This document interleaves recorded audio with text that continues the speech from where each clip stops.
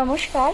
আজকে আমি ভারতের ইতিহাসে কিছু গর্বিত তথ্য আপনাদের সঙ্গে শেয়ার করে নিতে চাই। তাই সেক্ষেত্রে প্রথমেই আমি বলবো আমাদের কিছু খুব উঁচু ধরনের উচ্চ পদস্থ ঋষিমুনিদের কথা।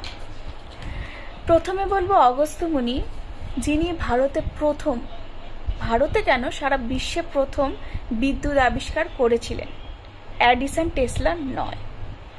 দ্বিতীয়ত ঋষি ভরদ্বাজ, যিনি বিমান শাস্ত্র লিখেছিলেন, যেখানে বিমান কিভাবে তৈরি করা যায়, কিভাবে ওড়ানো যায়, সমস্ত কিছু কিন্তু তিনি শাস্ত্রে উল্লেখ করেছিলেন।